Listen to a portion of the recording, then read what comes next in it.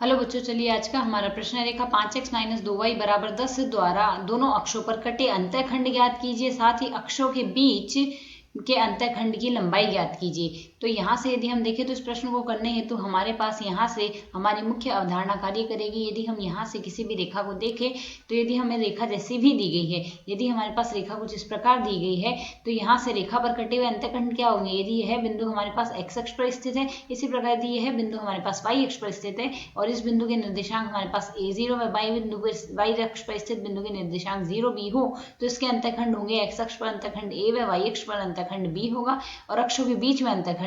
यहाँ से हमारे पास इस बिंदु को यदि a नाम दे व इस बिंदु को यदि b नाम दे तो यह अंतःखंड जो हमें अक्षों के बीच में ज्ञात करना है तो ab की लंबाई होगी। तो इसी अनुसार यदि हम देखें हमें रेखा का समीकरण दिया गया 5x - 2y = 10।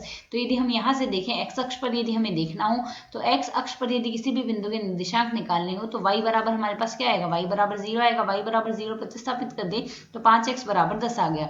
x बराबर हमारे पास 2 आ जाएगा। तो यहाँ से x अक्ष पर अंतःखंड हमें ज्ञात करना है तो x अक्ष पर अंतःखंड बराबर क्या आ गया, x अक्ष पर अंतःखंड बराबर हम यहाँ से क्या लिख सकते हैं, यह बराबर आएगा हमारे पास यहाँ से 2 के।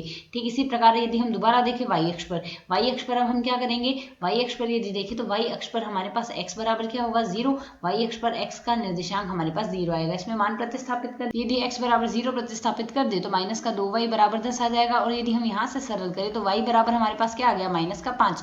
तो y अक्ष पर अंतःखंड हमारे पास क्या आएगा, y अक्ष पर अंतःखंड बराबर आ जाएगा हमारे पास यहाँ से अंतःखंड बराबर हम यहाँ से लिख सकते हैं माइनस का 5। और यदि हमें यहाँ से इन दोनों के मध्य में अंतःखंड देखने हो तो मध्य भाग का